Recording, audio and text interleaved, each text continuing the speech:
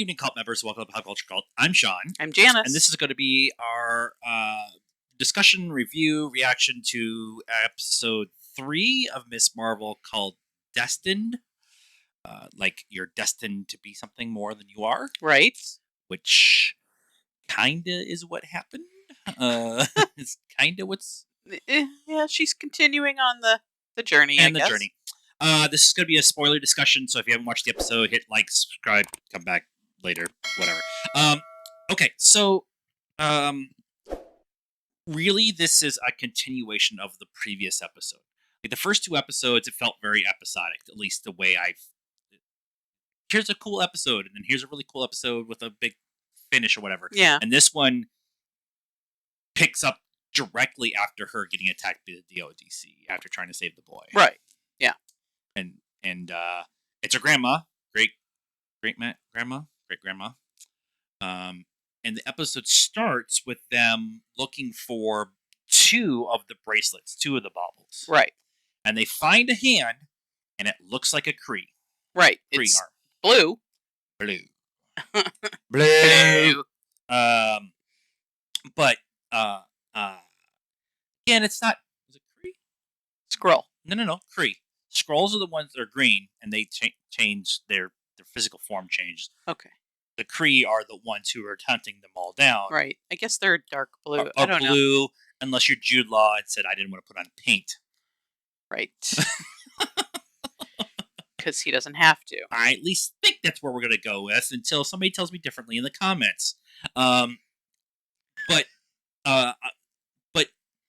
they only find one of the 2, and they're in the temple they're in, or the ruins they're in, or whatever it is getting attacked by the British during partition. Yes. And so they try to do whatever they were trying to do, and it didn't really work. Jump to today, and the whole group is having this sit down with Kamala, and they all look really good for their age. Yeah. Yep. The big thing that comes out of that scene is they ask for her help because she's family and blah, blah, blah, blah, blah. But they kind of discuss who they are and that they're from another dimension, that they're called many different things. But in today's culture, they're called Jinn, which led me down a rabbit hole of trying to figure out what Jinn are. They're genies. Right, but a genie is a djinn. It's another word for a genie. Yeah, but it led me down a pre-Quran, post-Quran, modern interpretation. Like, it led me down this whole... See, okay. So really for this whole show, I'm just going to be learning about Muslim culture and religion. I'm totally down for it, like, whatever. But that revelation, after our discussion of them being inhuman... Yeah. How do you feel? Sort of. They're sort of inhuman. Yeah. But they're not. That's not... Right, that's not who they are. Right. Or they're the genesis of Inhumans because their DNA is different and stuff. I don't really know anything about the Inhumans because we didn't watch the show. Yeah. And that would be my only...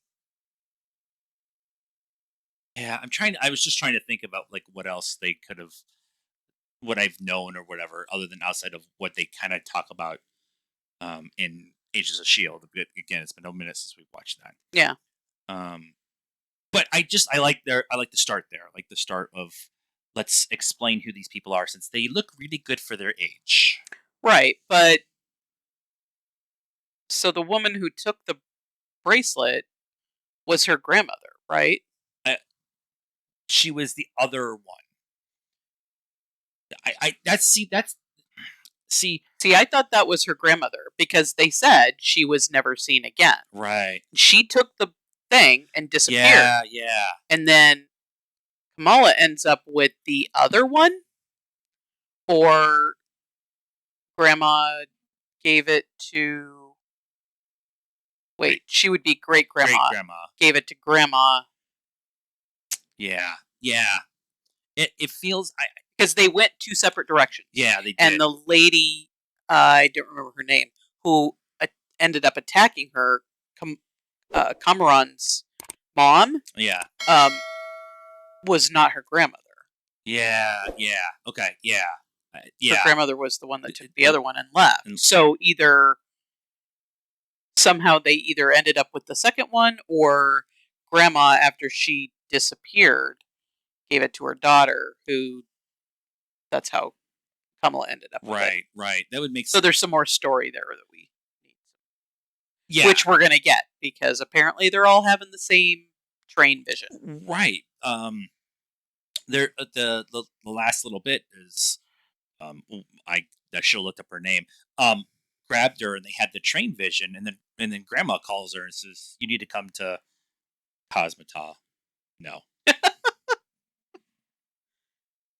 I don't remember the name of this. Where anyway, you need to come see me. Is pretty much what it comes down Yeah. to, because she's having the train visions too, Right. which I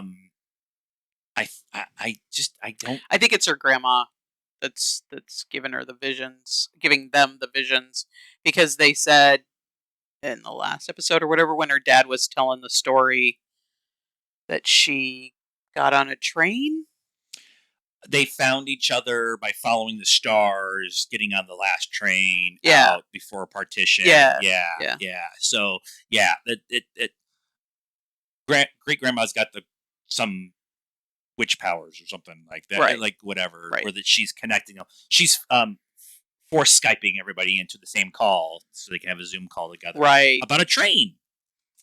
Not everything is Star Wars here.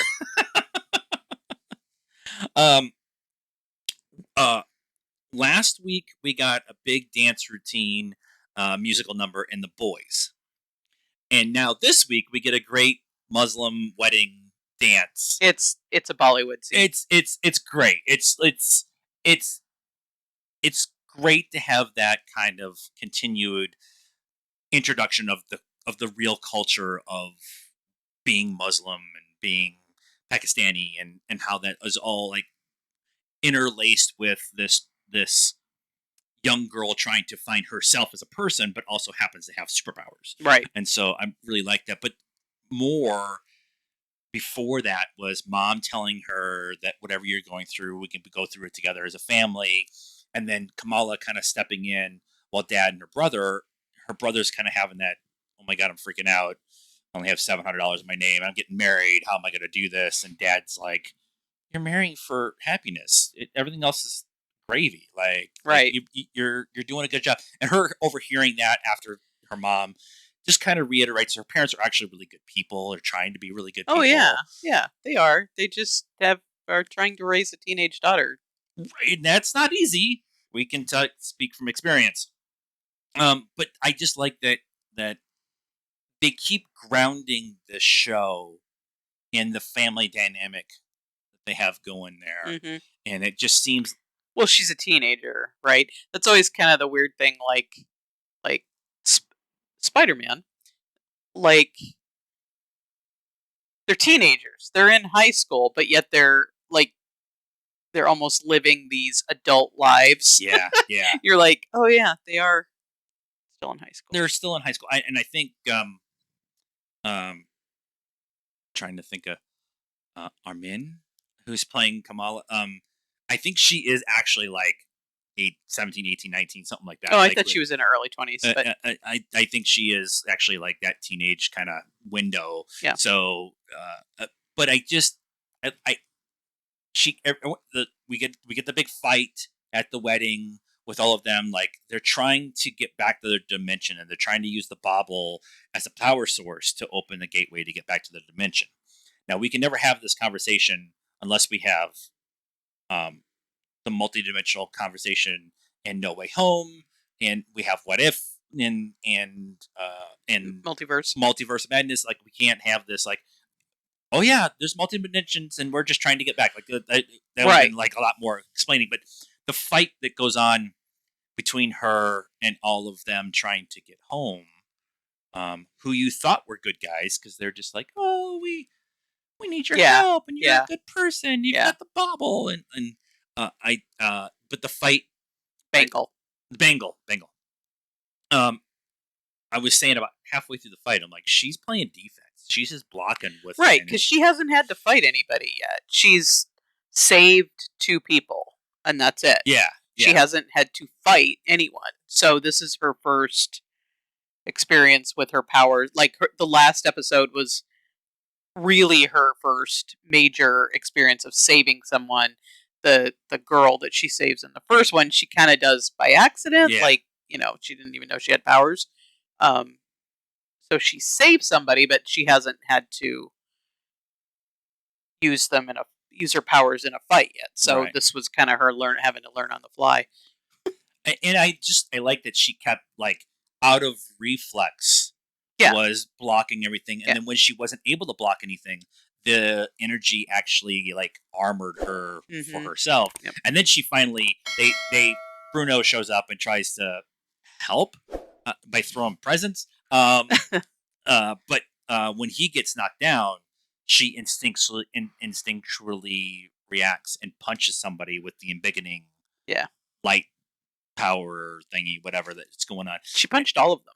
She in did. one big- It looked a big sweep, yeah, but it still was much more of a defensive kind of thing. But I like that progression. Like last week was her just walking around a little light, and this one was defense, and then she kind of realized she could embiggen it and make it big, Yep. and then DODC shows up. And conveniently, now they have a Middle Eastern person to arrest or whatever it is that they do, Right. and that'll take the scent off of Kamala for a while. Right, and they make a point of like sneaking her out, and then Nani, her friend, finds out Mm. like kind of accidentally, Yeah. kind of thing. I mean, to be fair, she's been trying to tell her, but she's Right. had her own going for the because she was going for the board of the mosque, Yep. and I like the DODC showing up and her kind of like putting her foot down, like Yeah. you need a warrant, and like you read law and your post on. She's like, I watched Law and Order; it still applies, We've all watched enough Law and Order to go, I know what some of my basic rights are. And then the take your shoes off kind of little smack at the end. Yeah. But her, Nani showing learning so Kamala can get away, and then her going home and her parents asking her if she pulled the fire alarm to get everybody out of the hotel. And from my point of view, it's her parents like, your brother's having a big day and you are jealous, and that's why you did it. But ultimately, it was to save everybody, get out of. Yeah, I don't think that's why. I didn't get that feeling from them that they were. Oh, yeah. That's what they thought. Okay, yeah. I mean, I don't know that her mom believed she did it because it was one of the aunties that was like, "I saw her pull the fire alarm," and everybody was like, "I don't. Nobody saw that. I don't think." Like, I know what I saw, and so then Yeah. her mom. I mean, I genuinely think her parents are just worried about what's going on. I guess now we talk about it a little bit. It almost feels like too of why is Peter always gone when all the big stuff happens? Yeah, kind of thing. Yeah. And then her parents are like, you need to tell us what's going on. She's like, I can't, which is heartbreaking because her parents earlier in the episode were telling her it's about us being together, Right. being family, and she's holding it to herself when she needs to tell them. She will eventually tell them, but she needs to tell them. But we're not there yet. We're not. She's not even comfortable with who she is this person right. yet. Right. So we're getting there. Yeah. Yep. It was a short episode. Yeah. Which is interesting because we just watched Kenobi, which was like 44 minutes, and this was, I think, right around 30 or something like that. Yeah. Yeah. And it advanced the plot. It explained a lot. It didn't feel like there was anything really substantial in this episode compared to the previous one. Yeah. Yeah. It was. Yeah. It advanced the story. Advanced the story, and it's a 6-episode run, and so this is the first part of the second act, and so I get all that. It just, when we're going week to week with the story, an episode like this kind of, I'm not going to say filler because I hate that kind of thing when you only have 6 episodes, but I mean, it did tell us something. Right. Told us who these people were and who she was. And that she's in danger and Yeah. and all that. It just I didn't like this episode as much. I still like the episode, but I didn't like this one as much as I liked last week's, or it didn't hold my interest as much. Is that a good way? Okay. How did you feel about it? I liked it. Yeah. Yeah. Okay. I think this show is maybe hitting you a little bit better than it's hitting me, Maybe. which is fine. It's not grabbing me as much as I thought it would.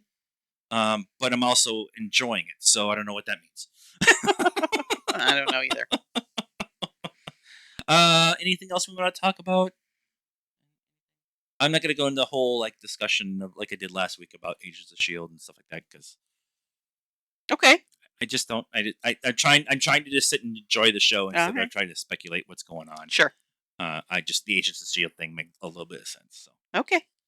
anything else? No. It feels like we're short because we went 45 minutes on Obi-Wan Kenobi. Let us know what you thought of this episode and our reaction discussion about it in the comments down below. Please be nice. That's a requirement around here. Like this video, subscribe to the channel, hit the bell for notifications. Follow us on all the social media stuff, Facebook, Instagram, Twitter, and TikTok.